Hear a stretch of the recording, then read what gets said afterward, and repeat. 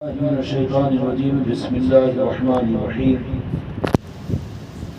وما أرسلناك إلا رحمة للعالمين وقال تعالى في القرآن العظيم والفرقان الحميد ورفعنا لك ذكرك وقال تعالى في عزمته النبي الكريم في الكلام المجيد والفرقان الحميد في شان حبيبه إن الله وملائكته يصلون على النبي يا أيها الذين آمنوا صلوا عليه وسلموا تسليما اللهم صل على محمد وعلى آل محمد وبارك وسلم صلاة وسلام عليك يا رسول الله صلاة وسلام عليك يا حبيب الله.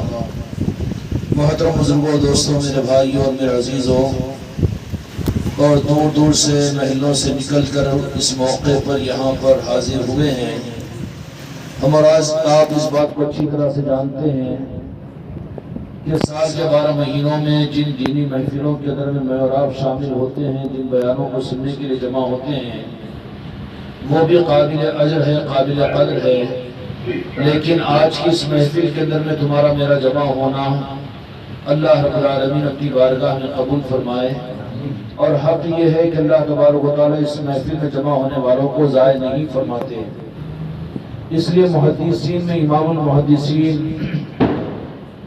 شاہ ولی اللہ محدث دہلوی رحمۃ اللہ علیہ نے اس بات کو نقل فرمایا ہے کہ جہاں پر یاد مصطفیٰ کی محفل میلاد پاک کی محفل منعقد ہوتی ہے، وہاں پر جمع ہونے والوں کو اللہ تبارک و تعالیٰ برابر اپنی بارگاہ میں قبولیت عطا فرماتے ہیں.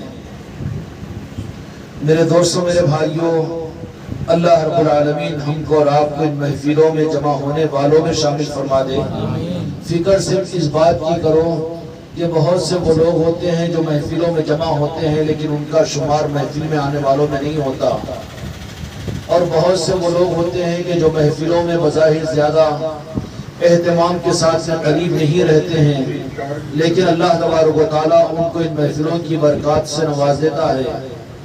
آ کر محروم ہونے والے وہ ہوتے ہیں کہ جن کا دل ان محفلوں میں نہ لگے، اور آ کر بھی ان محفلوں میں رہنے والے وہ ہوتے ہیں کہ جو ان محفلوں کو بڑی حسرتوں کے ساتھ، تمناؤں کے ساتھ میں اور ان محفلوں کی تمناؤں میں زندگیاں گزارتے ہیں. اللہ تبارک و تعالیٰ مجھ کو اور آپ کے محفلوں میں شامل ہونے والوں میں شامل فرما دے. اللہ تبارک و تعالیٰ کے پاس میں یہ محفلیں جو اپنے محبوب کی نسبت پر منعقد ہوتی ہے، اس لیے کہ محفل میلاد یہ وہ محفل میلاد ہے، اور اس مجلس کی نسبت وہ مجلس کی نسبت ہے کہ جتنی دینی نسبتوں کی محفلیں دنیا کے اندر میں، چاہے وہ علم کے عنوان پر ہو، عمل کے عنوان پر ہو، چاہے وہ حج کے سیمینار ہو یا اصلاح معاشرہ ہو یا سیرت النبی کی مجالسیں ہوں، جلسے ہوں، ان ساری محفلوں کا ثواب اپنی جگہ مسلم ہے. لیکن محفل میلاد میرے آقا کے اس دنیا میں پیدا ہونے کی یاد کرنے کی محفل، اور میرے آقا کے تشریف لانے پر جشن و خوشی کے منانے کی محفل، اس محفل کی نسبت سارے دین کی نسبتوں کی محفلوں کی نسبت تو میرے آقا کے دنیا میں ظاہر ہو کر اعلان نبوت کے بعد میں میرے آقا نے فضائل سنائے کہ یہ دین کی نسبت پر ہونے والی ان مجلسوں کی یہ فضیلتیں ہیں. لیکن یہ محفل میلاد وہ ہے کہ جس کی فضیلت کا اہتمام رب العالمین نے فرمایا. ساری محفلیں بعد میں وجود میں آئی، لیکن سب سے پہلے کائنات کی تخلیق کے بعد، عرش و کرسی کے بننے سے پہلے جس محفل میلاد کا انعقاد عرش و کرسی پر ہوا وہ محفل میلاد تھی. تو پھر اتنی اعلیٰ جس کا اہتمام رب العالمین نے کیا ہوگا، ہم اندازہ کر سکتے ہیں کہ اس کی فضیلت کا. یہ تو اللہ رب العالمین کا کرم ہوتا ہے اپنے بندوں کی طرف میں، جب کسی بندوں کو کی حیثیتوں سے زیادہ نوازنے کا ارادہ کرتے ہیں تو پھر انہیں اپنے محبوب کے میلاد، اپنے محبوب کی یاد، اپنے محبوب کی محبت کی کوئی محفل انہیں عطا کر دیتے ہیں. اور رب العالمین کا معاملہ یہ ہے کہ عبادتوں پر بدلہ ملے، عبادتیں قبول کی جائے، اس پر تو اللہ تعالیٰ کی بڑی سخت شرائط ہے. مثال کے طور پر نماز بھی اگر پڑھیں تو نماز کے لیے وضو ضروری، نماز کے لیے غسل ضروری، نماز کے لیے وقت کا ہونا ضروری، پھر نماز کے ارکان کی ادائیگی ضروری، اور پھر نماز کے وقت کا ہونا ضروری.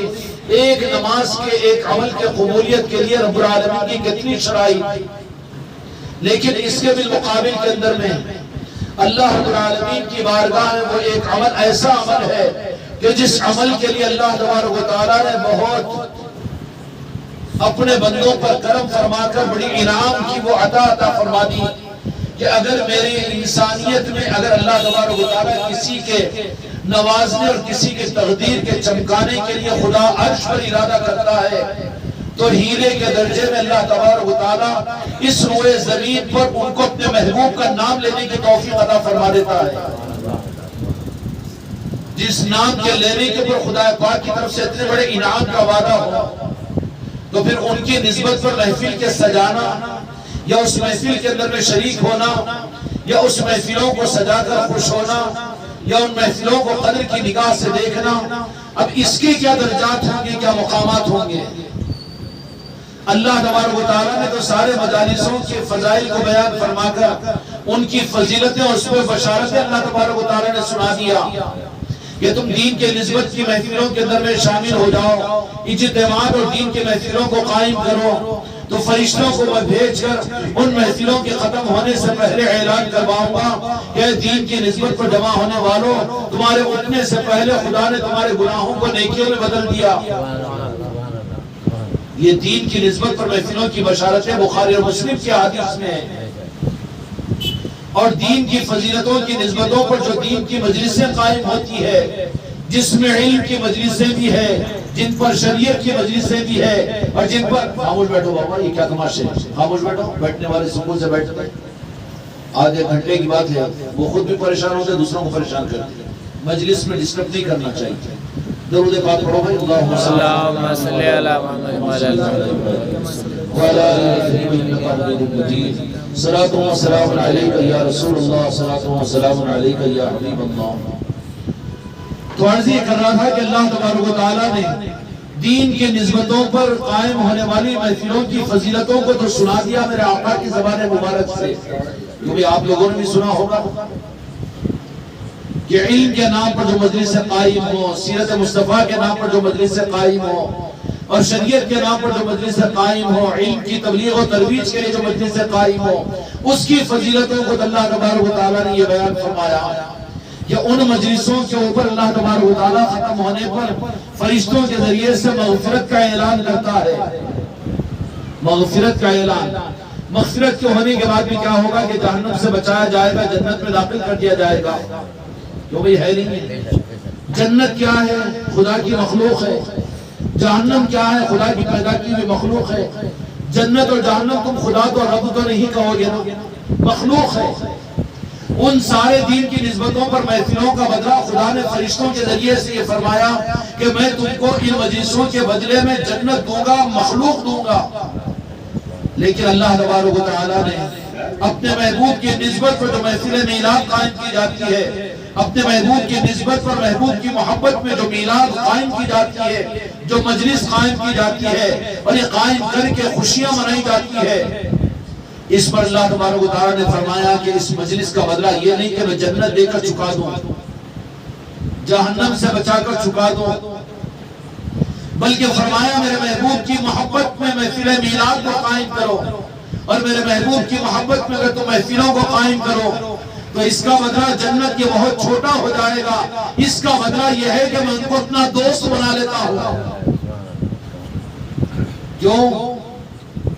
کہ اللہ تبارک و تعالیٰ کے پاس میں اللہ بے نیاز ہے، لیکن وہ اپنے محبوب کی محبت میں اتنا گرفتار ہے کہ اللہ تبارک و تعالیٰ کو اپنے محبوب کی محبت اس درجے میں کہ میرے آقا کو اللہ تبارک و تعالیٰ نے فرمایا کہ تم میرے حبیب ہو۔ حبیب کون؟ خلیل وہ ہے جو رب کو چاہے، رب سے دوستی کرے، رب سے محبت کرے۔ لیکن حبیب کون ہے؟ ابراہیم خلیل ہے، اللہ کے دوست ہے۔ ابراہیم علیہ السلام اللہ کو چاہتے اور اللہ سے محبت کرتے ہیں، لیکن حبیب کون ہے؟ حبیب ان کو کہتے ہیں جن سے اللہ محبت کرتا ہے، اور اللہ تبارک و تعالیٰ بھی کتنی محبت کرتا ہے اپنے محبوب سے۔ آج اس کا ادراک بھی ہم سے ختم ہو گیا، جس کی وجہ سے نہ عظمتیں میرے آقا کی باقی رہی، نہ دین کی حقیقت رہی، نہ ایمان کی سلامتی ہمارے پاس میں رہی، بلکہ لے لے کے اوپر کا اسلام رہ گیا. جو ایمان تھی میرے آقا کی محبت اور میرے آقا کی عظمت، وہ ایمان نکل گیا اور اسلام کو ہم نے ایمان سمجھ لیا. یہ الٹا سبق ہمارے اور آپ کی زندگیوں میں نظر آ رہا ہے. حالانکہ اسلام اس سبق پر پہنچانے کا نام ہے کہ تم اسلام سے ایمان پر پہنچو، اور ایمان ہے میرے مصطفیٰ کی محبت. سمجھ میں آئی بات؟ اب اللہ تبارک و تعالیٰ اپنے محبوب سے کتنی محبت کرتا ہے، محبت کا اندازہ ہم کو ہے. ہم یہ تو کم از کم معلوم کریں، اور اللہ تبارک و تعالیٰ سے یہ تو پوچھے قرآن مجید کے اندر میں، یا رب العالمین تو اپنے محبوب سے کتنی محبت کرتا ہے.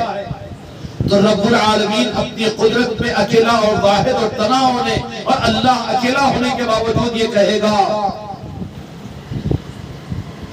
کہ میں اپنے محبوب کی محبت کا حق ادا کرتا ہوں کہ میں نے پورے قرآن مجید میں بحالت مجبوری 1-2 مرتبہ، باقی راز اپنے حبیب کا نام میں نے کبھی نہیں لیا، بلکہ صرف آپ کے صفات کو کہہ کر پکارا ہے. اور اللہ کو اپنے حبیب کے ساتھ میں اس درجے میں محبت ہے، اور یہ اپنے ہمارے آقا کے محبت کے اس عنوان ہی کو اجنبی بنا دیا گیا، جس سے ایمان لٹ گیا ہمارا اور آپ کا. اسلام باقی رہا لیکن عشق مصطفیٰ ختم ہو گیا. خدا کے پاس میں اسلام قابل قبول نہیں ہے، اس لیے منافقین کے پاس میں اسلام اور عمل، قرآن اور نماز اور دین اور جہاد اور شہادت یہ سب کچھ تھی، لیکن عشق مصطفیٰ نہیں تھا، جس کی وجہ سے خدا پاک نے انہیں جہنم میں داخل کیا. تو اگر ہمارے پاس میں صرف اعمال اور اسلام رہے اور محبت مصطفیٰ اگر نکل جائے جو ایمان ہے، تو پھر ہمارا اسلام ہم کو نجات دلائے گا. اس اسلام کے اوپر ہم امید رکھیں گے کہ جنت میں جائیں گے، اس اسلام کے اوپر امید رکھیں گے خدا ہم کو اپنا بنائے گا؟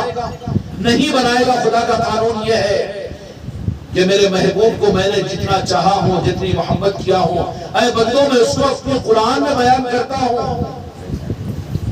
نعوذ باللہ قرآن مجید کیا کہانی قصوں کی کتاب ہے کہ نعوذ باللہ ہم نے اللہ کے کلام کو قرآن پاک کو کیا سمجھا. اب قرآن پاک کے علوم کو، قرآن پاک کو تو ہم نے اس رخ پر امت کے سامنے رکھ دیا کہ مسلمان کیسی زندگی گزارنی چاہیے، مسلمان کیسا اپنے رات کو گزارے، اپنے دن کو گزارے، اپنے معاشرے کو گزارے، اپنے معاملات کو گزارے. یہ مقصود ہے اللہ تبارک و تعالیٰ. بندے خود معلوم کرے تو خدا بتائے گا، لیکن قرآن مجید میں اللہ تبارک و تعالیٰ نے یہ تو اپنے محبوب کے صدقے میں اپنے محبوب کے چاہنے والوں کو تعلیمات دے دی کہ تمہارے لیے میری طرف سے دین اور اسلام یہ ہے. لیکن قرآن کا ماخذ اور قرآن کا اصل قرآن یہ ہے کہ اللہ قرآن کے اندر میں صرف یہ بتانا چاہتا ہے کہ میں جس سے محبت کرتا ہوں وہ میرے محبوب کی ذات ہے. اے ایمان والو تم سے بھی مجھ سے محبت کرو تاکہ میں تم کو اپنا دوست بناؤں، تاکہ میں تم کو اپنے مومن بندوں میں شامل کروں، تاکہ میں تمہیں اپنے محبوب بندوں میں شامل کروں. سمجھ میں آ رہی بات؟ پورا قرآن اس بات کی رہبری کرتا ہے کہ اس بات کی رہبری کہ اللہ تبارک و تعالیٰ میرے محبوب کے ساتھ کیسی محبت کرتا ہے، کس انداز سے. کیا انداز ہے رب العالمین کا ہمارے محبوب کے ساتھ محبت کا؟ کیا کوئی دنیا کا عاشق اپنے معشوق کا تذکرہ کیا ہوگا؟ سارے کے سارے نظام فیل ہے، لیکن رب العالمین نے میرے محبوب کو جو محبت کا انداز اختیار فرمایا، جس قبلی مبارک کو آپ نے پہنا، یا ایھا المزمل، اے کملی کے اوڑھنے والے، وہ کملی بھی کتنی قابل قدر ہے کہ رب العالمین کی نگاہ کے اندر میں رب اس کملی کو مخاطب کرتا ہے اپنے محبوب کی نسبت کی وجہ سے.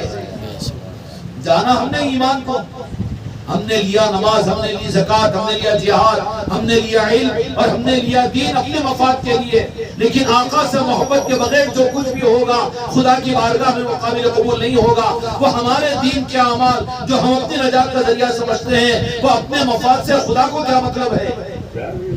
اگر خدا کی بارگاہ میں قبولیت اگر چاہتے ہو اور خدا تم کو مجھ کو اپنے نیک اور سعید بندوں میں شامل کر لے، اگر یہ چاہتے ہو تو سوائے اس کے علاوہ کوئی آپشن نہیں ہے، سوائے اس کے اور کوئی آسان نہیں ہے کہ تم یہ نہیں کہنا کہ ہم نماز پڑھنے والے، ہم زکوٰۃ دینے والے، ہم بیان کرنے والے، ہم حج کرنے والے، ہم یہ کرنے والے، ہم سنتوں پر عمل کرنے والے، ہم دین پر چلنے والے۔ اللہ تبارک و تعالیٰ یہ جو کچھ احکامات شریعت کے قرآن مجید میں دیے ہیں وہ تمہاری غرض کے لیے دیے ہیں، تم کو غضب سے جہنم سے بچانا اور جنت میں، یہ تمہاری غرض ہے، لیکن خدا کو تم سے کیا مقصود ہے؟ اور کتنے خود غرض بندے ہوں گے وہ جو اپنے غرض کے لیے تو شریعت کو اختیار کر لیں، سنت کو اختیار کر لیں، نمازوں کو اختیار کر لیں۔ اس سے میری مراد نمازوں کا انکار، سنتوں کی غیر اہمیت نہیں ہے، لیکن اصل جو رخ کو بتانا چاہ رہا ہوں، اللہ کرے کہ وہ رخ ہم کو رات کو سمجھ میں آ جائے۔ جتنے عبادت اور جتنی شریعت کا نظام ہے، جس کو شریعت کہتے ہیں، سمجھ میں آگی بات؟ یہ سب کچھ اللہ نے کیوں دیا؟ اللہ نے اس لیے دیا کہ میں تم کو جہنم سے بچاؤں، جنت میں جاؤ۔ اس کے لیے میرے بندو اب تمہیں اس شریعت پر عمل کرنا ہے۔ یہ مقصد خدا کا نہیں ہے، شریعت تمہارا میرا مقصد ہے۔ پورے مسلمان مل کر شریعت کے اگر منکر ہو جائے، خدا پاک کی ذات کی اور اس کی عزت میں کوئی ذرہ برابر فرق نہیں ہوگا۔ اور پورے انسان مل کر شریعت پر عمل کر لے اور شریعت ہی شریعت کہتے رہے اور شریعت ہی شریعت کرتے رہے، اللہ کا مقصد اس پورے زمین پر پورا نہیں ہوگا۔ اب جس کا اینگل اور چشمہ یہ بن جائے کہ شریعت ہی شریعت اور شریعت ہی شریعت قابل قدر چیز ہے، اس کا انکار نہیں ہے، لیکن اللہ کا مقصد ہم سے کہاں پورا ہو رہا ہے؟ اپنی غرض پوری ہو رہی ہے، اپنی غرض پوری ہو رہی ہے۔ مثال جناؤں کہ مثال تمثیل نہیں ہے، صرف سمجھانے کے لیے اللہ نے جو قرآن مجید کے اندر میں لنگڑے مچھر کی مثال دی، گدھے کی مثال دی، مثال دینے میں کوئی قباحت نہیں ہے۔ ایک باپ اور بیٹا ہے، اور بیٹے کا عالم یہ ہے کہ اس کے دل و دماغ اور اس کے عقل اور ذاتیے میں صرف اپنی غرض ہو، اپنی غرض ہو، اور باپ سے بات کرتا ہے، باپ کے ہاتھ پیر دباتا ہے، خدمت کرتا ہے اور باپ کو سب کچھ کرتا ہے، لیکن باپ تو باپ ہوگا نا، لیکن دیکھے گا وہ کہ اس کو تو اپنی غرض مقصود ہے، وراثت کا حصہ مقصود ہے اور میرے وظیفے کا حصہ مقصود ہے اور میری گاڑیاں اور میرے گھر پر قبضہ کرنا مقصود ہے، تو وہ بیٹا دل پر چڑھے گا، چڑھے گا۔ اب چاہے پوری زندگی کتنا ہی یہ کرے، لیکن باپ کے دل پر نہیں چڑھ سکتا۔ کیوں؟ کہ اس کا نظریہ صرف اپنی غرض ہے۔ اے مسلمانوں، میں اور آپ بندگی کو سمجھنے والے بنے، یہ بندگی کے سمجھنے کا پیغام ہے، یہ اسلام کے حق کے حاصل کرنے کا پیغام ہے۔ خانقاہ محمدی کا نظام یہ اسلام کے اندر کے ایمان اور روح کے صحیح کرنے کا نظام ہے۔ اب خود خرض بچہ اپنے باپ کی بہت خدمت کر رہا ہے، لیکن باپ کے دل پر وہ نہیں چڑھے گا۔ بالمقابل ایک بچہ وہ ہے جو زیادہ باپ کے سامنے ایکسپوزنگ نہیں کرتا، آگے پیروں میں نہیں بیٹھتا، قدم بوسی نہیں کرتا اور بہت زیادہ نہیں، لیکن دل و جان کے ساتھ میں باپ کو جو جس وقت میں جو ضرورت ہے اور باپ جو چاہتا ہے، باپ کی منشا کے خلاف میں وہ اپنا جینا پسند نہیں کرتا۔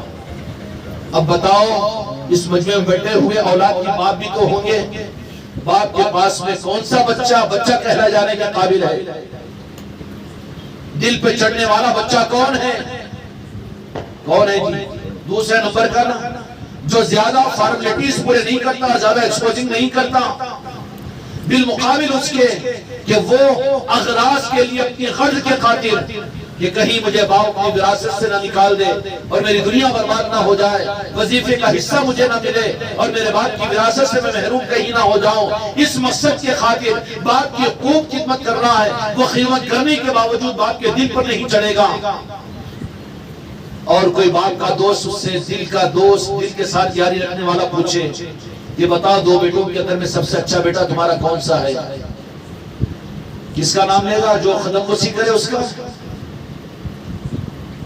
اور جو خوب خدمت کرے اس کا نام لے گا، یا وہ جو زیادہ نہیں کرتا لیکن اس کا رخ ہمیشہ اس کی فکر اور ذہن یہ رہتی ہے کہ میں باپ کی اولاد ہوں، بے غرض کے باپ کی اولاد بن کر کے باپ کی میں خدمت کر لوں اور باپ کی کوئی خدمت کا مجھے موقع مل جائے۔ اس بات کو سامنے رکھ کر اپنے زندگیوں کے دین کے رخ کو بدلو۔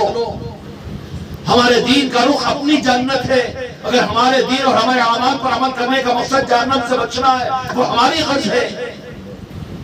کبھی رب کو بھی تو پوچھو کہ رب یہ تیرا مقصد کیا ہے کہ ہم تیرے مقصد کو پورا کریں۔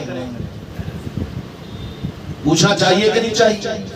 اگر اللہ کے محبوب بندے بننا چاہتے ہو، اللہ کے ایمان والے بندے بننا چاہتے ہو، اس لیے اللہ نے قرآن مجید میں فرمایا یا ایھا الذین آمنوا وآمنوا کہ ایمان والو ایمان لاؤ۔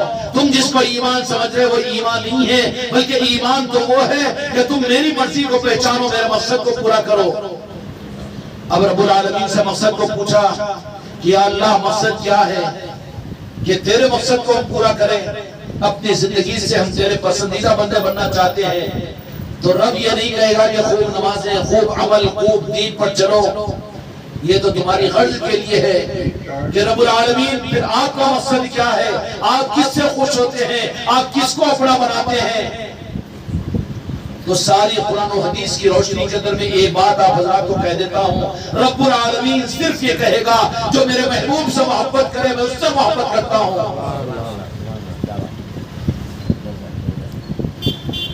جو میرے محبوب سے محبت کرے۔ میرا مقصد تمہاری غرض نہیں ہے، تم اپنے غرض کے لیے عبادت کر رہے ہو، اور تم جہنم کے خوف کا عبادت کر رہے ہو، وہ میری غرض نہیں ہے۔ میری غرض کیا ہے؟ میری غرض یہ ہے کہ میں جس سے محبت کرتا ہوں تم اس سے محبت کرو۔ سمجھ میں آگئی بات؟ اور یہی ایمان ہے۔ ایمان کیا ہے؟ اسلام نماز، روزہ، زکوٰۃ و حج، علم اور سب کچھ ہے، اسلام ہے وہ۔ لیکن ایمان خدا کی قسم قرآن و حدیث کی روشنی میں صرف میرے آقا سے محبت کرنا ہے۔ اب اپنی زندگیوں کا جائزہ لے کر دیکھو، اپنے غرض کے بندے بن کر ہم جی رہے ہیں یا اللہ نے جس مقصد کے لیے ہم کو پیدا کیا، اللہ ہم سے جو چاہتا ہے کہ زندگی کے ایک لمحے میں بھی ہم جو وہ پورا ہوا، اللہ ہم سے کیا چاہتا ہے؟ وہ ہمارے سجدوں کا محتاج ہے، وہ ہمارے علم کا محتاج ہے، وہ ہماری تقریروں کا محتاج ہے، وہ ہماری پیری مریدی کا محتاج ہے، وہ ہمارے علم کا محتاج ہے، وہ ہمارے زکوٰۃ کا محتاج ہے۔ اللہ بندوں سے کیا چاہتا ہے؟ بندوں سے اللہ تبارک و تعالیٰ یہ چاہتا ہے کہ میں جس سے محبت کرتا ہوں تم اس سے محبت کرو۔ قُلْ إِن كُنتُمْ تُحِبُّونَ اللَّهَ فَاتَّبِعُونِي وَيُحْبِبْكُمُ اللَّهُ جو میرے محبوب سے محبت کر کے آپ کے راستے کو اختیار کرے گا میں اس سے محبت کروں گا۔ اور خطرہ کہاں پر ہے کہ جو دین کو اختیار کرے لیکن میرے محبوب سے محبت نہ کرے، ان کی گردنوں کو پکڑ پکڑ کر منافقوں میں شریک کروں گا، ان کے گردنوں کو پکڑ پکڑ کر جہنم میں بھیجاؤں گا۔ کیوں؟ کہ جنت میں جائے گا اسلام کی بنیاد پر نہیں، جنت میں جائے گا ایمان کی بنیاد پر۔ جہنم سے بچے گا اسلام کی بنیاد پر نہیں، عملوں کی بنیاد پر نہیں، نماز کی بنیاد پر نہیں۔ جہنم سے بچنے والا عمل کرنے والا نہیں، اس لیے کہ قرآن مجید میں اللہ نے فرمایا عمل کرنے والے بھی جہنم میں جاتے ہیں۔ فَوَيْلٌ لِّلْمُصَلِّينَ الَّذِينَ هُمْ عَنْ صَلَاتِهِمْ سَاهُونَ کہ ہلاکت ہے نمازیوں کے لیے جو نماز پڑھ کر جہنم میں جاتے ہیں۔ تو پتہ چلا قرآن سے کہ جہنم سے بچنا بھی اس پر نہیں کہ صرف عمل ہو، امت کو تو صرف عمل بتایا گیا، محبت مصطفیٰ کو چھپا دیا گیا، اسلام کو دیا گیا، ایمان کو چھین لیا گیا۔ اب یہ تو کھوٹے سکے لے کر اب وہاں پر خریداری کے لیے پہنچیں گے، تو پھر وہ پل کھیلنا رب العالمین جب دیکھے گا کہ میرے محبوب کی محبت کے بغیر کہ جس کے لیے میں تمہیں دنیا میں پیدا کیا تھا وہ تو تم نے کیا نہیں، تمہارا سکہ کھوٹا ہے، منہ پر مار دیا جائے تو پھر کیا ہوگا؟ در در ٹھوکرائے گی یہ انسانیت، سوالات نبیوں کے پاس میں جائے گی کہ ہماری سفارش کرو، لیکن کوئی ان کی سفارش کرنے کو تیار نہیں ہوگا۔ اگر کام آئے گی کہ کسی کا نعرہ پاک تو خوش قسمت ہے کہ ہم وہ لا الہ الا اللہ محمد رسول اللہ صلی اللہ علیہ وسلم پڑھنے والے ہیں۔ مل گیا ہے مصطفیٰ کے نعرہ پاک، مل گیا ہے میرے آقا کا دامن، مل گیا ہے دامن مصطفیٰ۔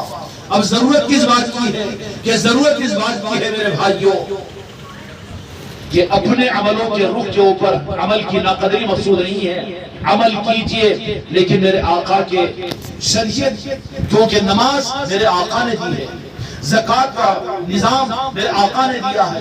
اس لیے عارفین اور عاشقین رسول دین پر چلتے ہیں مصطفیٰ کی محبت میں، اور مسلمان دین پر عمل کرتے ہیں اپنی جنت و جہنم کے لیے.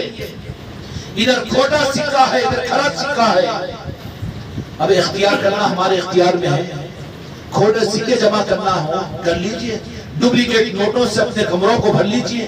بالمقابل اس کے یہ ہے کہ جو کرنسی چلتی ہے، جو کھرے سکے ہیں، ان کو حاصل کرنے کی ہمیں کوشش کرنی ہے. خدا کی بارگاہ میں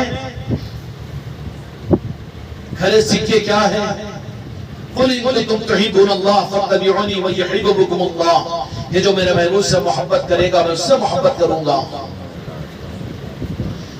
اب شریعت و اسلام اللہ تبارک و تعالیٰ نے دیا ہے، یہ بتا دیا ہے کہ میرے بندو تمہاری غرض کے لیے ہے، یہ تمہارے کام آئے گا. پل صراط پر سے بجلی کی طرح سے گزر جاؤ گے، جنت میں پہنچ جاؤ گے، جہنم سے بچ جاؤ گے. یہ کس کی غرض ہے؟ اپنے غرض کے بندے بن کر زندگی گزارے، رب کے سامنے صورت بتانے کے قابل رہیں گے قیامت میں.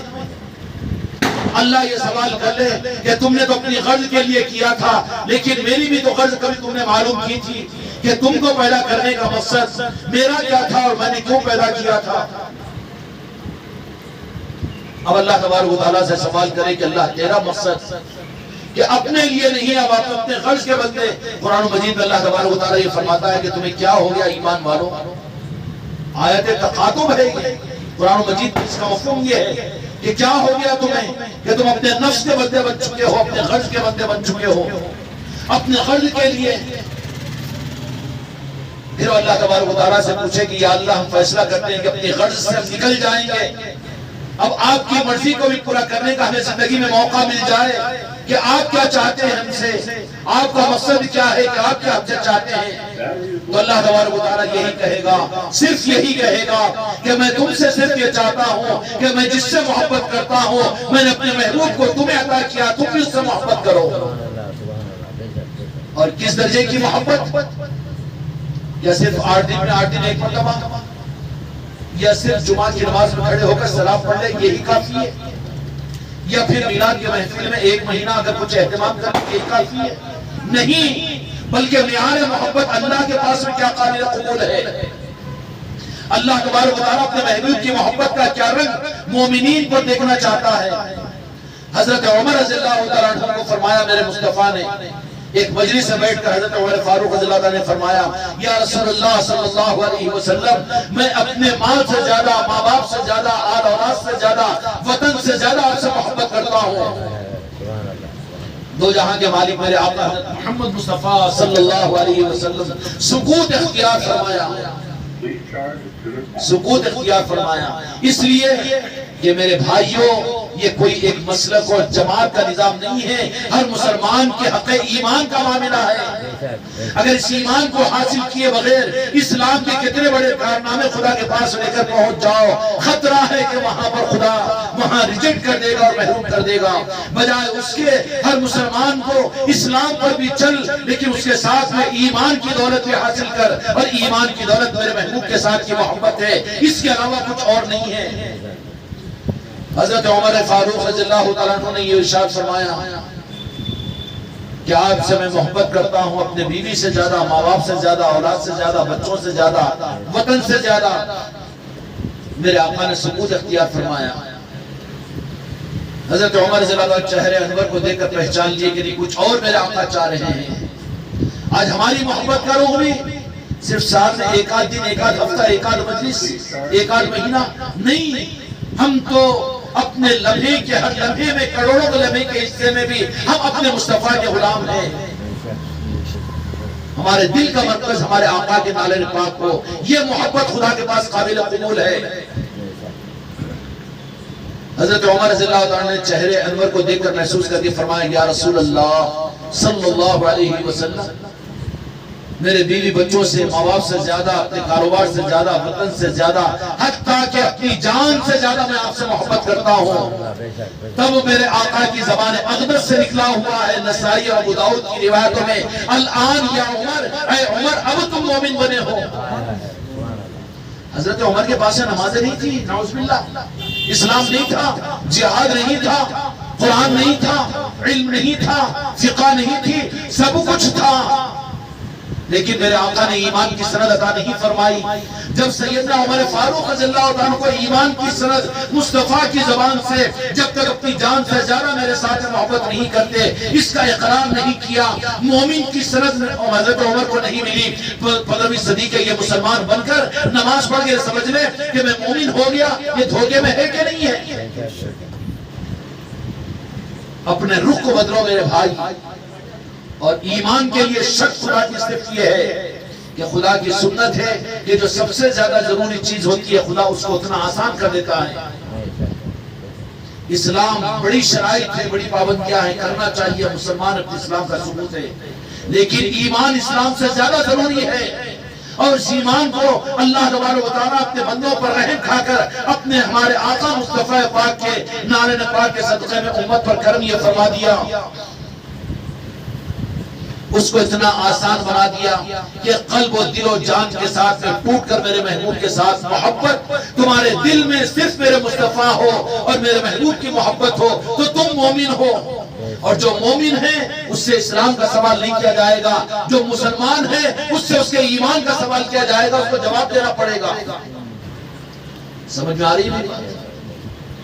اب یہ نقطہ آپ نہیں سمجھے ہوں گے کہ میں نمازوں کا تقابل کر رہا ہوں یا دین کو غیر اہم بتا رہا ہوں، خدا کی قسم نہیں۔ ہماری تو تاریخ ہے، جن آقاؤں کے غلام نام لیوا ہے، انہوں نے نماز کو، انہوں نے ایسی نمازوں کا اہتمام کیا کہ نماز کو پر ناز ہے، سجدوں کو جن کے سجدے پر ناز ہے وہ مولا حسین کی ذات ہے، وہ پیران پیر غوث الاعظم ہے، وہ غریب نواز کی ذات ہے، ہم تو ان کے نام لیوا ہے، ان آقاؤں کے غلام ہیں، کیوں وہی ہے کہ نہیں ہے؟ تو شریعت کی ہم کیسے ناقدری کریں گے؟ لیکن ناقدری کی بات نہیں ہے، یہ سب کچھ اسلام ہے، وہ ہماری غرض ہے، اس سے ہماری جنت اور ہماری جہنم کا مسئلہ یہ ہماری خود غرضی ہے، لیکن خدا کے محبوب اور مومن بندے بننا چاہتے ہو تو خدا کی شرط یہ ہے کہ تم میرے محبوب سے محبت کرو۔ اب سوال یہ ہے کہ امت میں اسلام تو نظر آتا ہے کہ مسجد غریب بھی ہے، الحمدللہ، رمضان کے روزے داروں کی تعداد، تراویحوں کا اہتمام، حج کو جانے والوں کا حج، اور مدارس، مساجد، دین، یہ ساری دین کے نظام ہے، قابل قدر ہے، قابل قدر ہے، لیکن قابل قدر اس وقت میں ہوں گے جب اس کے ساتھ میں میرے آقا کی محبت کی نسبت جڑی ہوئی ہو۔ اگر وہ نہیں ہے تو منہ پر مار دیا جائے گا، اگر وہ نہیں ہے تو پھر میرے مصطفیٰ کے حیات ظاہر میں مسجد نبوی کے صفوں میں سے ان کو جن کے دل میں میرے مصطفیٰ کی محبت نہیں تھی ان کو پکڑ کر منافق کہہ کر مسجد نبوی سے نکال دیا گیا، اور قرآن مجید میں آیتوں کو اللہ تعالیٰ نے نازل فرمایا کہ میرے محبوب یہ منافق ہے، ان کو مسجد نبوی کے باہر کیجئے۔ تو بھائی ہم اپنا حشر کن میں کرنا چاہیں گے؟ جماعت و مسلک کی بات عرض نہیں کر رہا ہوں، میں تو صرف یہی عرض کر رہا ہوں کہ ہم مسلمان ہیں، خدا نے ہم کو مسلمان بنایا، نماز ہم پڑھتے ہیں، زکوٰۃ ہم دیتے ہیں، قربانی ہم دیتے ہیں، جن کو موقع ملا وہ حج کرتے ہیں، شریعت کو اپنے لیے ایک حسن کی چیز سمجھتے ہیں، لیکن ان سب کے ساتھ میں اگر اس دولت سے محروم اگر ہے تو جو محرومی خدا کے سامنے رسوا کروائے گی اس کے ساتھ میں اپنے اندر میں، اپنے قلب کے اندر میں میرے آقا کی محبت بھی پیدا کر لو، اور محبت کس درجے کی؟ یہ ساری محبتوں پر غالب ہو، اور جب دل کے اندر میں محبت آتی ہے نا پھر اس کو یہ نہیں کہنا پڑتا کہ میلاد کی محفلیں قائم کرو، ان کو یہ نہیں کہنا پڑتا کہ صلاۃ و سلام پڑھو، ان کو یہ کہنا نہیں پڑتا کہ تم درود کی مجلسیں پڑھو، ان کو یہ کہنا نہیں پڑتا کہ میرے آقا کے تذکرے کرو، کیونکہ محبت دل میں ہے تو پھر وہ خود محبت ان سے کروائے گی، اور جن کے دل میں محبت نہ ہو، ان کے ظاہر میں اسلام ہو، پھر وہ یہ کہیں گے اپنی زبانوں سے اور منبروں پر کھڑے ہو کر کہ میلاد کی محفلیں کرنا شریعت میں ہے کیا، قرآن میں ہے کیا، حدیث میں کیا ہے؟ پہچان قائم ہو جائے گی، کیونکہ دل محبت مصطفیٰ سے خالی ہے، دل میرے آقا کی محبت سے خالی ہے جو خطرے کی گھنٹی ہے۔ اس لیے ہر مسلمان کو میرے بھائیوں اس دولت کو حاصل کرنے کی طرف میں محبت کے ساتھ ہم کو یہ رخ کیجئے کہ صرف میرے آقا کی محبت کے بغیر چارے کار نہیں ہے، رب کی بارگاہ میں خدا کی قسم خدا قبول نہیں کرے گا، رب کو مقصود یہ ہے کہ میں جس سے محبت کرتا ہوں، میں عرش والا ہو کر محبت کرتا ہوں، میں نے تمہارے درمیان اپنے محبوب کو بھیج دیا، 63 سال کے لیے ان کو بنا دیا ہوں اور ان کو ایسا منور بنا کر تمہارے درمیان بھیج دیا ہوں، اور کیسے منور بن کر تشریف لائے، کیسے منور بن کر اب اس چکر میں مسلمان پڑ گیا، قرآن پاک کی آیتیں پیش کرتا ہے، گمراہ اور گمراہ ہو رہا ہے۔ قد جاءکم من اللہ نورا وکتابا مبین، اللہ نے کیا فرمایا میرے آقا کے بارے میں؟ بے شک ہم نے بھیجا اپنی طرف سے نورا من اللہ، نور بنا کر۔ یہ نور کون ہے؟ تمام محدثین کی تفسیر کے کتابوں میں دیکھ لو، چاہے معرفت القرآن ہو کہ تفسیر القرآن ہو، اس میں دیکھ لیجئے وہاں پر بھی نور سے مراد میرے مصطفیٰ کی ذات ہے۔ وَكِتَابٌ مُبِينٌ، جو اس کے بعد فرمایا کہ پھر اس نور کو پہچاننے کے لیے میں نے کتاب قرآن دی۔ اب نور کو پہچاننے کی صلاحیت تو پیدا نہیں ہوئی، آقا سے تو گاڑ دیا گیا اور قرآن کتاب کی صورت میں ہاتھ دے دیا گیا، ہاتھ میں دے دیا گیا، تو پھر اس قرآن سے گمراہ نہیں ہوگا۔ قرآن سے ہدایت اس کو ملے گی جس کے قلب میں نور مصطفیٰ ہو۔ تو نور مصطفیٰ تو پہلے ہے، اس کے بعد میں قرآن ہے، دین تو بعد میں ہے، پہلے تو نسبت مصطفیٰ ہے۔ سمجھ میں آ رہی ہے بات؟ اس لیے میرے بھائیوں، جن کے قلب میں نور مصطفیٰ پیدا ہو جاتا ہے، پھر ان کو ترغیب دینے کی ضرورت نہیں پڑتی، بلکہ ان کے قلوب کا اندر کا وہ نور میرے محبوب کی محبت کے راستے پر انہیں آگے بڑھانا چلا جاتا ہے۔ رات و دن میرے آقا کی محبت میں ان کے، اور ہر اس چیز سے محبت کرنا شروع کرتا ہے جو میرے آقا کی ذات سے وہ منسوب ہو جائے گی۔ درود آقا کے ساتھ میں ہے تو درود سے محبت، سلام میرے آقا کے لیے ہے تو سلام سے محبت، میلاد اگر میرے آقا کے لیے ہے تو میلاد سے محبت، اور یاد مصطفیٰ اگر ہے تو میرے آقا کی نسبت ہے تو وہ۔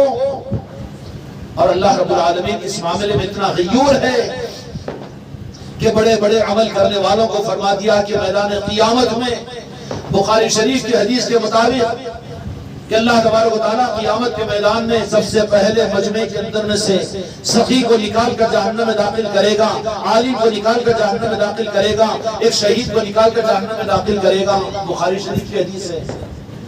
ہائے ہائے، سخی کو جو اللہ کے راستے میں سخاوت کیا ہوگا لیکن نیت کی غلطی کی وجہ سے، عالم کو علم کے باوجود نیت کی خرابی کی وجہ سے، ارادے کی غلطی کی وجہ سے، اور شہید کو غلط ارادے کی وجہ سے، کیونکہ اندھیرا تھا اندر میں، اندھیرا تھا اندر میں، نام و نمود کا جذبہ تھا، تو بخاری شریف کی حدیث کے مطابق ہے کہ خدا ان کو نکال کر پہلے جہنم میں داخل کرے گا۔ اب بتاؤ تم اور میں، ایک نماز پڑھے تو دو چھوڑتے ہیں، پڑھے بھی تو کیسی پڑھتے ہیں۔ سخی کے بارے میں فرمایا تو کتنا اپنے آپ کو لڑنے کی ضرورت ہے۔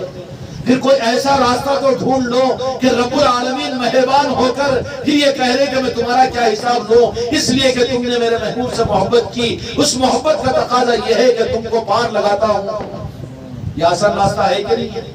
اور یہ بھی قرآن و حدیث سے ثابت ہے۔ موسیٰ علیہ السلام کی امتوں میں ایک امتی میرے آقا کی عظمت کو سن کر ایک عظمت میں ایک مرتبہ تفسیر کی کتابوں میں واقعہ لکھا ہوا ہے۔ کہاں لکھا ہوا ہے؟ تفسیر کی کتابوں میں۔ قرآن حدیث کے علاوہ ہم بھی نہیں بولتے۔ یا ظہیر سیدھا بیٹھو، ادھر پلٹ کے بیٹھو، کہ موسیٰ علیہ السلام کی قوم میں جب موسیٰ علیہ السلام نے میرے سرکار کا تذکرہ فرمایا، آپ کی ولادت اور آپ کے میلاد کا تذکرہ، یہ کتنی بڑی گمراہیت کی بات ہے۔ خدا اس گمراہیت سے تمہاری میری نسلوں کو بچا دے۔ 20-25 سال تک تو تم ہم بچے ہوئے تھے، اس کا اثر آج کہ آج میلاد کی محفل ہے تو یہاں پر پہنچ گئے، ورنہ تمہاری میری نسلیں آگے پھر یہ بھی موقع ان کو نہیں ملے گا۔ کیوں کہ میلاد کی محفلوں کو بدعت کہا جا رہا ہے، میلاد کی محفلوں کو شرک کہا جا رہا ہے، اور یاد مصطفیٰ کی محفلوں کو دین سے خارج کر دیا جا رہا ہے۔ اب پھر آنے والا نیو جنریشن تو وہ دین کے اوپر چلے گا جو ان کو سمجھ میں آئے گا۔ وہ دین سے تو نسبت ختم ہو جائے گی جس دین کے ساتھ میرے مصطفیٰ کی محبت کی نسبت تھی۔ ہوگا کہ نہیں ہوگا؟ آنے والی نسلوں کی تربیت کے لیے محفلوں کو، انتظاموں کو اپنے گھروں میں، اپنے علاقوں میں، اپنے محلوں میں قائم کرو۔ اگر ہم نے اور آپ نے اپنے ہاتھوں کو دھر کر اپنی جگہ بیٹھ گئے، ہم اپنی خانقاہوں میں بیٹھ گئے، ہم اپنے مریدوں کو دے کر خوش ہو گئے اور اپنی پیری مریدی میں ہم خوش ہو گئے، تو قیامت کے میدان میں ہم مجرم ہوں گے۔ کیوں کہ صرف 15-20 سال کے تمہاری میری بے فکری کی وجہ سے اس بکل گڑے کے اس محلے کا جائزہ لے لو۔ زیادہ دور کی بات نہیں کہہ رہا ہوں۔ اس بکل گڑے کے 80% مکانوں میں میلاد مبارک کے مبارک مہینے میں ہر گھر میں محفل میلاد ہوتی تھی نہیں ہوتی تھی؟ اور دیہاتوں میں میلاد مصطفیٰ پڑھنے والے مل جاتے تھے۔ لیکن 15-20 سال میں ہم نے اپنی ذمہ داریوں کو پورا نہیں کیا، اس کو نظر انداز کیا اور میدان کو اوروں کے حوالے کر دیا۔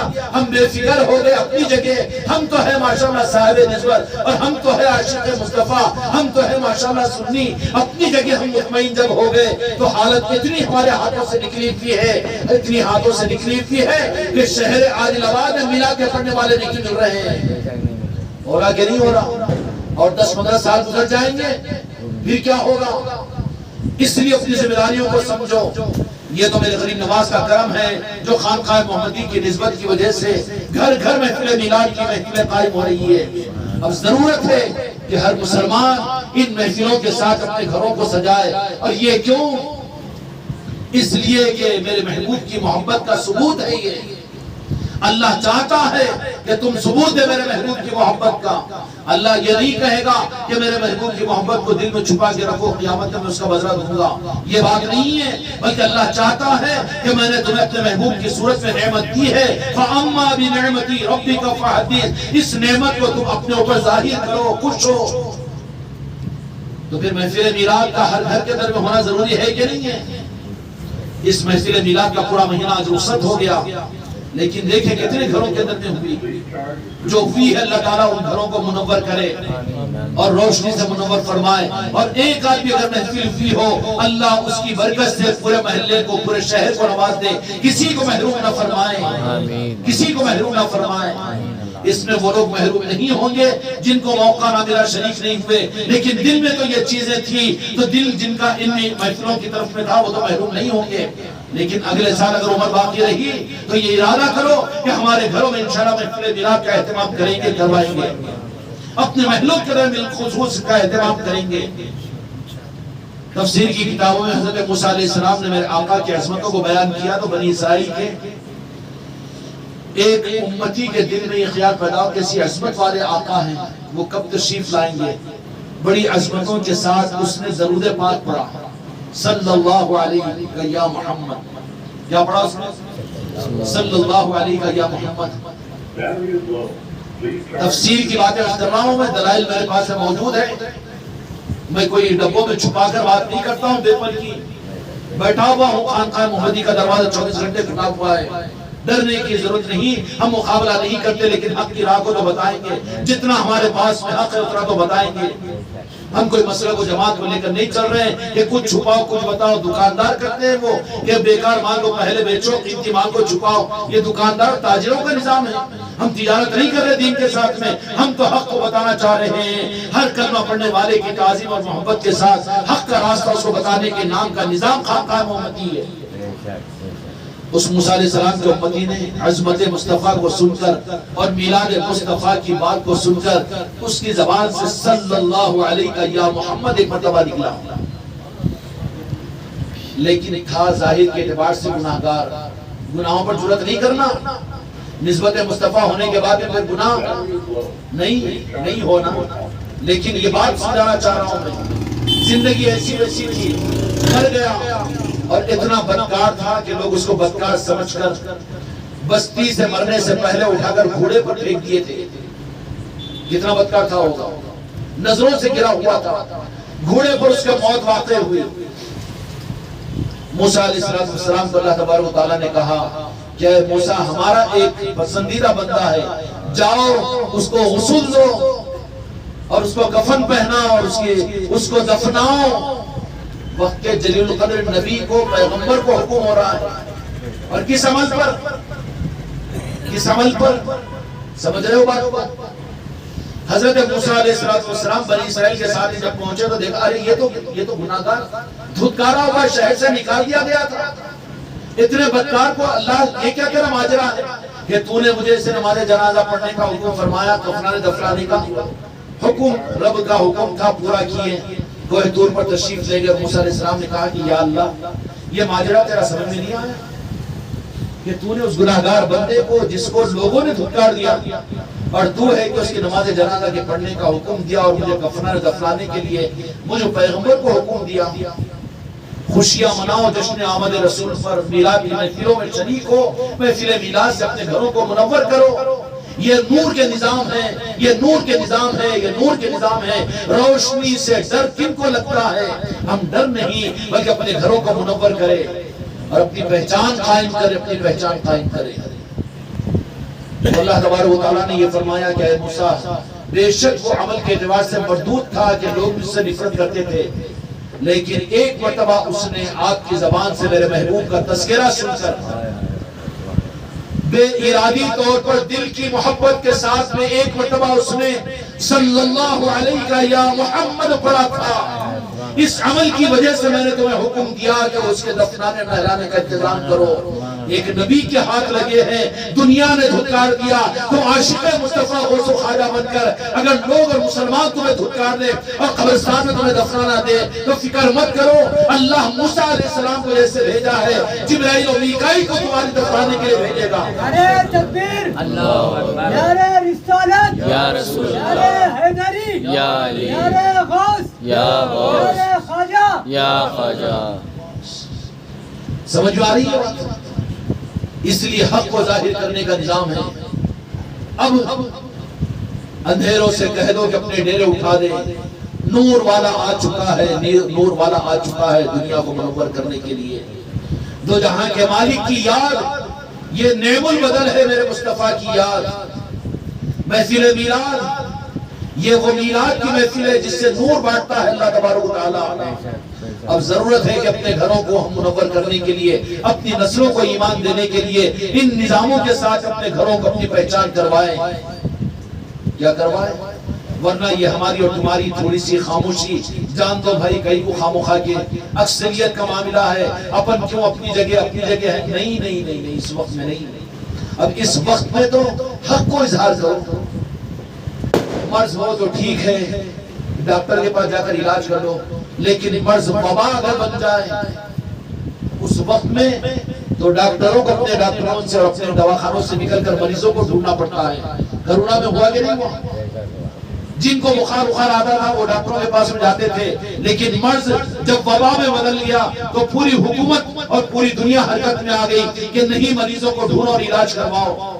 بدعقیدگیاں دنیا میں پھیل رہی ہے، میرے آقا سے نسبتوں کو امت کے کاٹا جا رہا ہے، نعرہ نقاب سے دور کیا جا رہا ہے، دین اور اسلام دے کر ایمان کو چھینا جا رہا ہے، غوث و خواجہ کی نسبتوں کو ختم کیا جا رہا ہے، اور ہم اس وقت میں بے فکر اور اپنی جگہ خاموش رہے، یہ تمہارا جرم نہیں ہوگا۔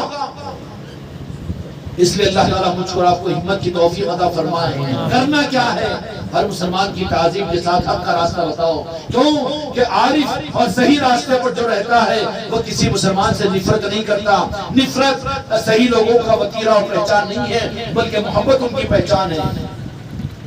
اس لیے میرے بھائیوں، میلاد مصطفیٰ کا مہینہ تو ہم سے اور آپ سے رخصت ہو گیا۔ خدا اس کی برکت و خیرات ہم سب کی جھولیوں میں عطا فرمائے۔ یہ محفل میں آئے ہیں، خدا تمہاری میری نسلوں تک اس کی برکات و خیرات کو پہنچائے۔ لیکن خدا کا نظام بندوں کو محروم نہیں کرتا، بلکہ میلاد مصطفیٰ کی برکات و خیرات کو اب آگے امت کیسے حاصل کرے، اس کے لیے ربیع الاول کے بعد میں دوسرے مہینے کو اللہ تبارک و تعالیٰ نے جو متعین فرمایا۔ آج کون سے مہینے کا چاند دیکھے ہو بھائی؟ ربیع الثانی، اس کو کیا کہتے ہیں اپنی زبان میں؟ 11ویں شریف، 11ویں کا چاند بولتے ہیں نا۔ کیا چیز ہے؟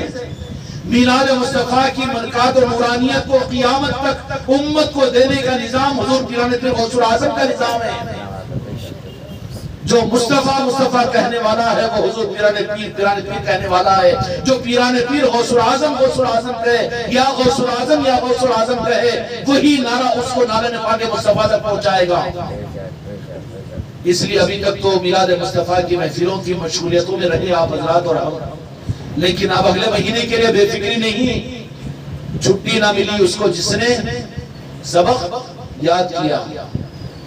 اب آوارہ ہی اگر بننا ہو تو پھر کاپیاں رکھ کر گھومتے رہو، ٹیچروں کو کیا ضرورت؟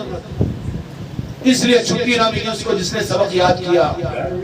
کل سے انشاءاللہ 11ویں شریف کے اندر حضور پیران پیر سیدنا غوث اعظم دستگیر رحمت الرضوان کے نسبت کی یادیں اپنے گھروں کے اندر بھی کریں، اپنی اعلیٰ اولاد کو حضور پیران پیر غوث اعظم کی عظمتوں کو بتاؤ، تربیتوں کے یہ نظام تم کو مجھ کو اپنی نانی دادیوں کے ہاتھ سے ملے تھے، یہ بیچارے ہماری تمہاری اولادیں ان نظاموں سے محروم ہیں، جس کی وجہ سے ان کے عقیدے اور ایمان برباد ہو رہے ہیں کہ نہیں ہو رہے ہیں؟ تم کو مجھ کو جو ملا ہے وہ اپنے ماں کے گودوں سے، نانا اور دادا دادی کے ذریعے سے ملانا جی۔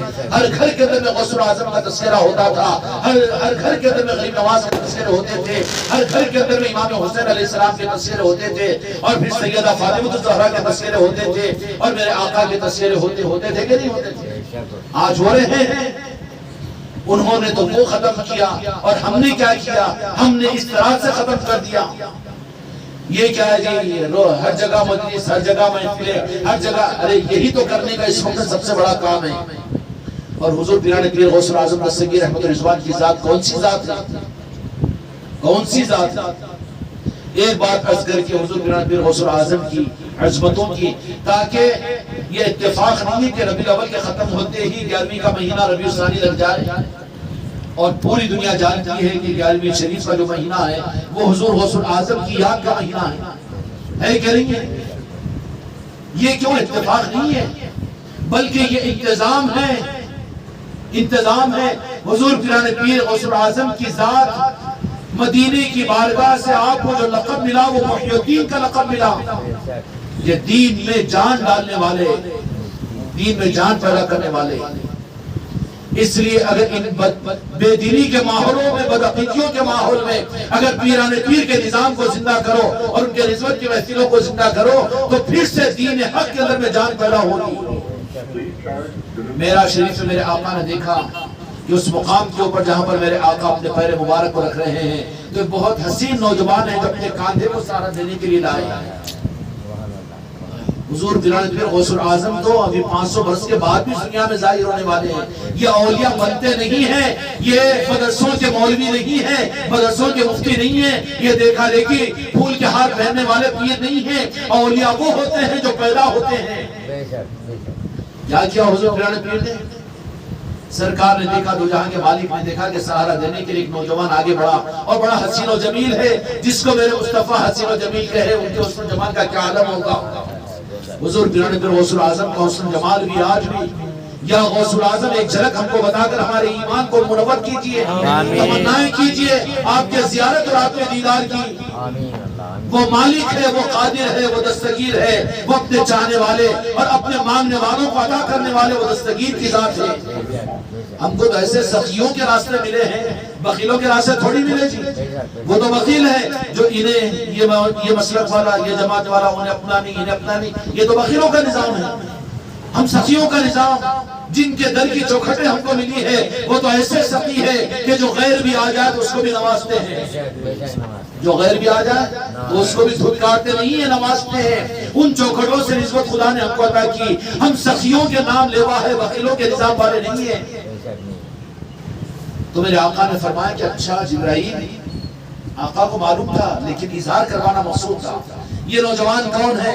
تو جبرائیل امین نے جواب دیا کہ یا رسول اللہ صلی اللہ علیہ وسلم، یہ نوجوان جو معراج کے موقع پر عرش الہی پر سہارا دینے کے لیے اپنے کاندھے کو پیش کیا ہے، یہ آپ کے دنیا میں پردہ فرمانے کے بعد 5 صدیوں کے گزرنے کے بعد بغداد کے علاقے میں کہاں پر؟ جیلان کے قصبے میں۔ ایڈریس کتنا فل ایڈریس ہے نا جی، لو ایڈریس نہیں ہے، فل ایڈریس ہے اولیاء کا۔ احادیث کی بات کر رہا ہوں میں، احادیث کی بات کر رہا ہوں۔ اب بڑے دھوم دھام کے ساتھ پہلوان اولیاء کا تذکرہ کہاں قرآن میں ہے؟ کون سا قرآن پڑھا؟ تو زمانے والوں کا قرآن پڑھا ہے، وہ قرآن جو اللہ نے نازل کیا سب کچھ ہے اس میں۔ پھر یہ حجت کیوں نہیں کرتا کہ بیٹے کے ولیمے کے اندر بریانی کے ساتھ قربانی کا میٹھا پکانا کون سی قرآن میں؟ وہاں دلیل نہیں پوچھتا، وہاں تو خوب کھاتا ہے۔ اور یہاں پر اولیاء کے تذکرے، الا ان اولیاء اللہ لا خوف علیہم ولا هم يحزنون نہیں ہے، اور اولیاء کی 10 مرتبہ تعریفیں نہیں ہیں، اولیاء کے تذکرے نہیں ہے قرآن مجید کے اندر میں، ہے کہ نہیں ہے؟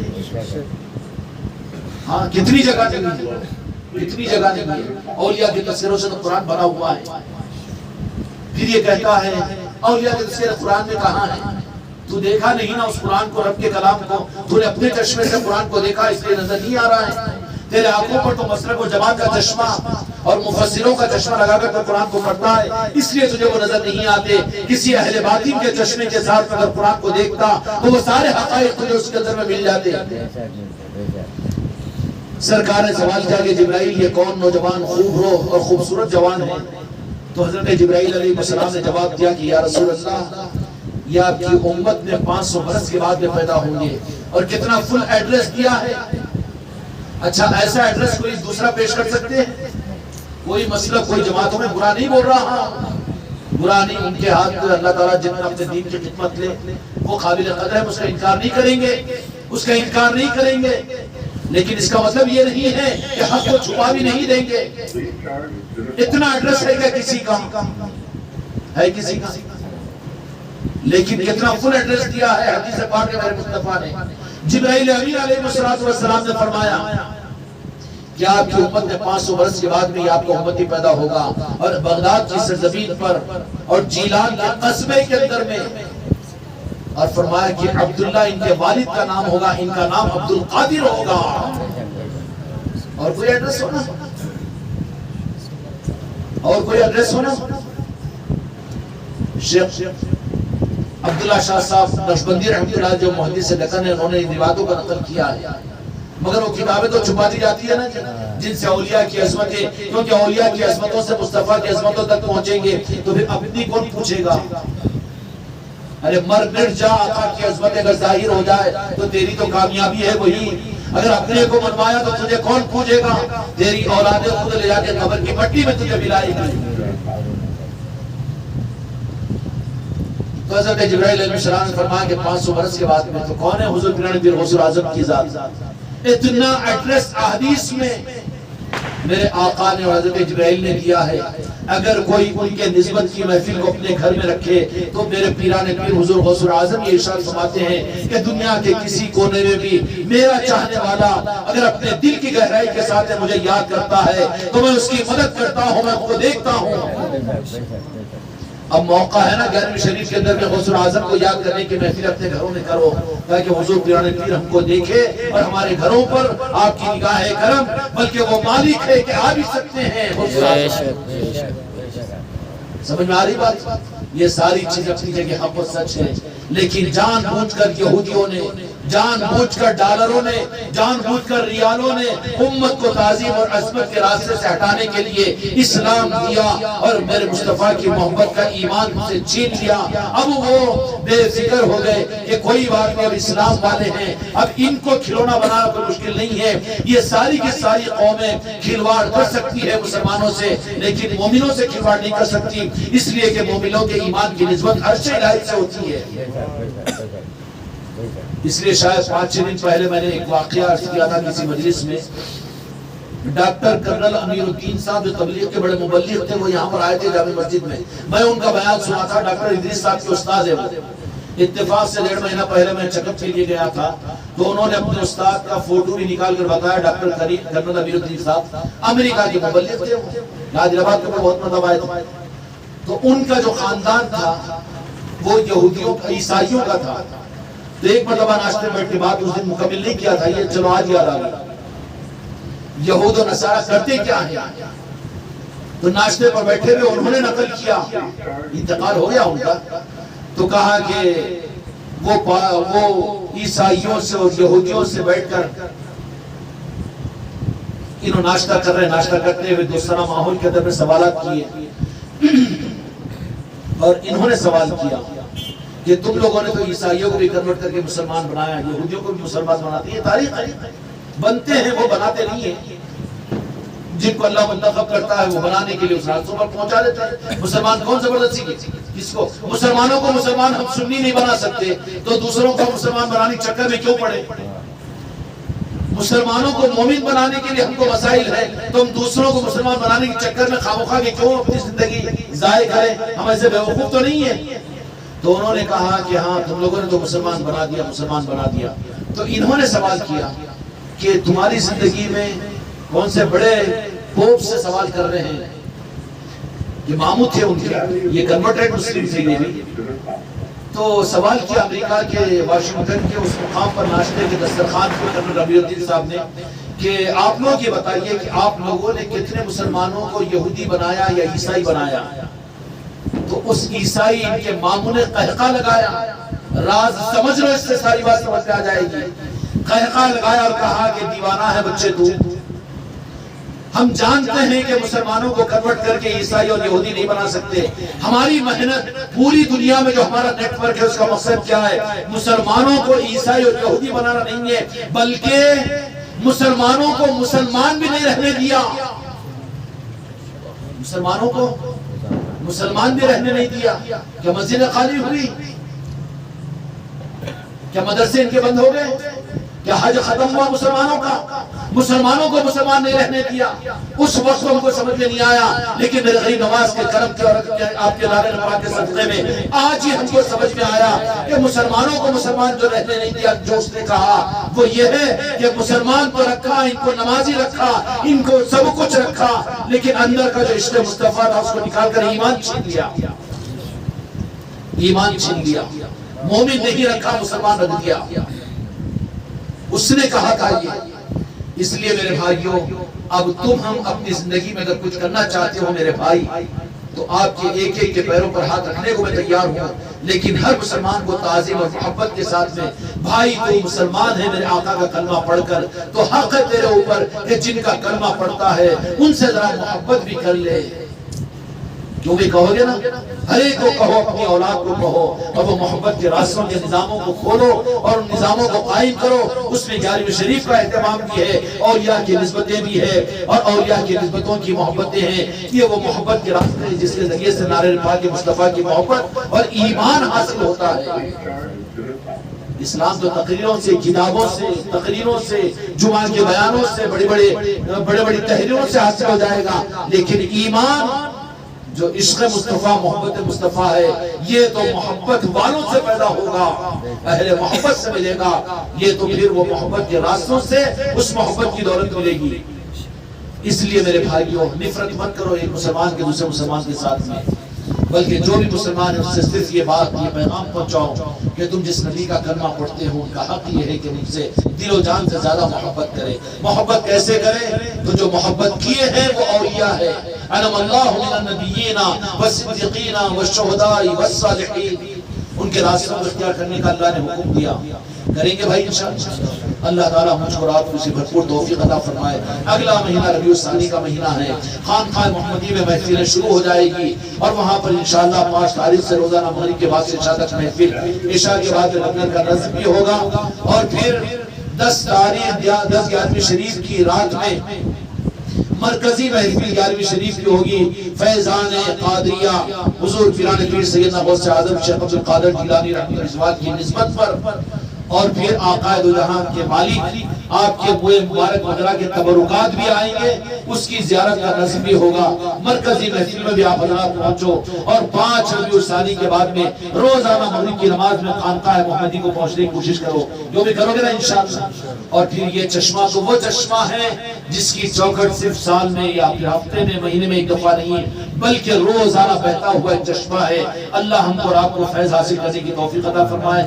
کل اتوار ہے، اتوار کو بھی مرکزی مجلس ہوتی ہے خانقاہ محمدی میں مغرب سے عشاء تک۔ آپ حضرات سے اس بات کی گزارش ہے کہ بھائی اس ماحول کے اندر میں کچھ حق کیا حاصل کرنے کی طرف اگر پیدا ہوئی اور کچھ ہم نے حق کو پسند کیا ہے تو پھر تقاضا یہ ہے کہ آپ جو سبق کو اختیار کرو اور خانقاہ سے اپنی وابستگی کو وہاں کی محفلوں میں آنے کا ارادہ کرو اور پھر وہاں پر پہنچنے کی نیت کرو، جو بھی کرو گے انشاءاللہ اللہ تعالی ہمارے رات کے اندر میں یہ جذبہ پیدا فرمائے اور ہم کو اور آپ کو اپنے کرم سے اپنے محبوب کی محبت کا ذرہ ہمارے دلوں میں ایمان کی صورت میں عطا کرے۔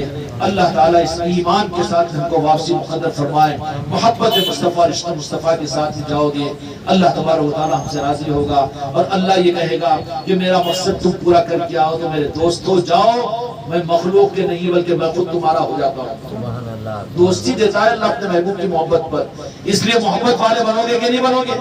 اللہ تعالیٰ اپنے محبوب سے محبت کرنے والوں میں ہمیں شامل فرما دے، اللہ تعالیٰ قبول فرمائے۔